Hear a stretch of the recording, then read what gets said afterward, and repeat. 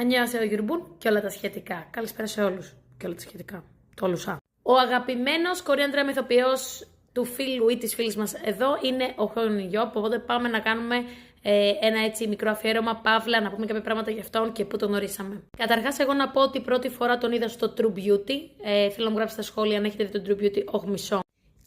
Αυτοί που έχουν OCD θα έχουν φρίξει με αυτό το βίντεο μου, παιδιά, χίλια sorry. Προσπαθώ να το βάλω στη θεία, αλλά δεν το έχω. True Beauty, πάρα πολύ ωραίο και η δράμα. Βασίζεται σε μανχουά κορεάτικο, δηλαδή άνιμε ας πούμε, κάπως έτσι. Βασικά όχι άνιμε, πώς είναι το μάγκα το ιαπωνικό, ένα αντίστοιχο είναι το μάνχουα το κορεάτικο. Κόμικ ουσιαστικά. Γιατί είπα άνιμε δεν ξέρω, μην ρωτήσεις. Δεν είμαι καλά, ας πιω καφέ. Και εγώ τον λάτρεψα πάρα πολύ όμως με τον τελευταίο του ρόλο που τον είδα στο Family by Choice. Ειλικρινά ήταν απίστευτος ο ρόλος του, μου άρεσε πάρα πολύ. Και όπως είδαμε και στο 18 again, 18 ξανά, παίζει και το villain του σχολείου, τον κακό δηλαδή του σχολείου, καθώς είναι αυτός που κάνει bullying στα παιδιά κτλ. What? Κλασική περίπτωση βλάβης, ωστόσο σε K-drama να γίνεται bullying κτλ. Μισό, γιατί εδώ δεν τον βλέπετε. Ας πάμε πιο εδώ. Θεός όμως, δεν μπορείτε να πείτε. Πώς έγινε όμως γνωστός. Κλασική περίπτωση βλάβης για ακόμη μια φορά. Actor και model, ηθοποιός και μοντέλο.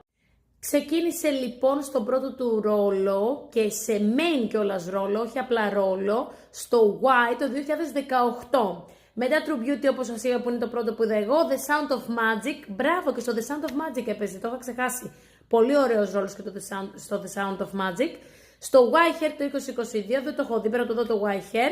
Και το Family by Choice που σας είπα και πριν. Οπότε εκεί έγινε έτσι ο χαμουλέρος ξεκίνησε στον πρώτο του στο Y. Εγώ δεν το έχω δει το Y. Εσύ το έχεις δει, tell me why, ένα. Πάμε λίγο και πιο πολύ στην προσωπική του ζωή.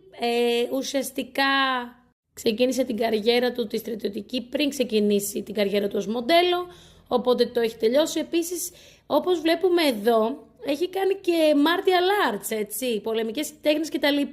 Τα εκβοντό λέει, άκου εδώ ο θεούλης μας, και έχει λέει τρίτο Dan Black Belt, έχει μαύρη ζώνη, απίστευτο, Hapkido and Kendo, or Kundo.